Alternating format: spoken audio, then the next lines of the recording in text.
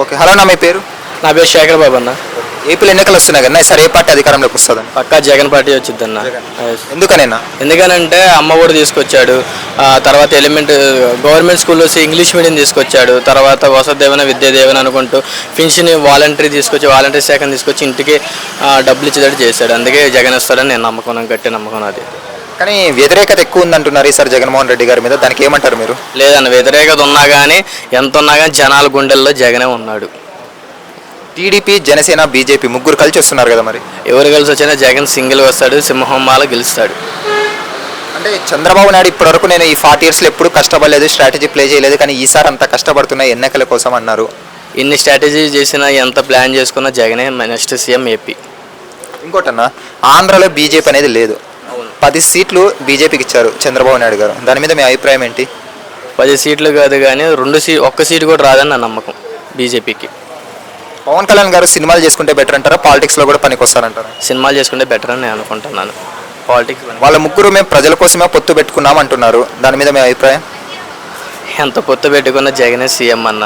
ఎందుకంటే ఏపీకి ఎన్నో చేశాడు జగన్, ఎక్కువ జనాలు గుండెల్లో జగనే ఉన్నాడు.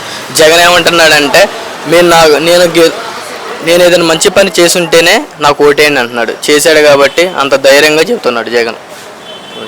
జగన్మోహన్ రెడ్డి గారు రాజశేఖర రెడ్డి గారి పేరుని తీసేసి ఈయన హైలైట్ అవ్వాలని చూస్తున్నారు అంటున్నారు, దానికి ఏమంటారు? లేదన్న, అందుకే వైఎస్ జగన్మోహన్ రెడ్డి గారు అంటున్నారు కదా హైలైట్ అవ్వాలని. వాళ్ళ తండ్రి కూడా పేరు పెట్టుకొని నడుస్తున్నారని నమ్మకం. అంటే రాజశేఖర రెడ్డి గారిని మించి పథకాలు కానీ ఇవన్నీ అభివృద్ధి చేశారనుకోవచ్చు జగన్మోహన్ రెడ్డి గారు?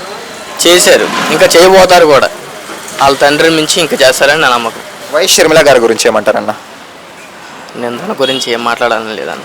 అంటే కడప ఎంపీగా పోటీ చేస్తున్నారు కదా అవినాష్ రెడ్డి గారికి ఆపోజిట్గా, దానికి ఏమంటారు? అవినాష్ రెడ్డి పక్కా గెలుస్తాడు అన్న అక్కడ. ఎందుకంటే పోయిన ఎలక్షన్లో గెలిచాడు, ఇప్పుడు గెలుస్తాడు, ఎప్పుడు గెలుస్తాడు అవినాష్ రెడ్డి అక్కడ. ఆయన ఓడిచ్చి ఎవడో లేడు మగోడు ఇంకా. కానీ షర్మిలా రెడ్డి గారు మాదిగానే పుట్టినీళ్ళు అంటుంది కదా ఆమె, ఈసారి ఓట్ బ్యాంక్ అంతా మాకే ఉంది. అయినా ఓడిపోయిద్దాం, గెలవదాడ. అవినాష్ రెడ్డి గెలుస్తాడు, అవినాష్ రెడ్డి గెలుస్తాడు అన్న అక్కడ. ఎందుకంటే ఎప్పటి నుంచో ఉన్నాడు కాబట్టి అవినాష్ రెడ్డి గెలుస్తాడు అక్కడ. అలా టీడీపీ నుండి కానీ ఏమంటారన్న? టీడీపీ గురించి అయితే నేనేం చెప్పలేనన్న, గెలవదని అంతే అక్కడ కడపలో గెలవదు. సరే, ఈసారి జగన్మోహన్ రెడ్డి గారు 175 అంటున్నారు కదా, ఏ ధీమాతో ఆ మాట చెప్తున్నారు? ఎందుకంటే అన్ని పథకాలు చేశాడు కాబట్టి, అంత జనాలు గుండెల్లో ఉన్నాడు కాబట్టి, అందుకే 175 అంటున్నాడు. అంత నమ్మకం ఉంది కాబట్టి ఆయనకి. ప్రజలు సోమరులు అవుతున్నారు ఉచిత పథకాలు ఇవ్వడం వల్ల అంటున్నారు. ఎందుకు అవుతున్నారు అన్న సోమరులు?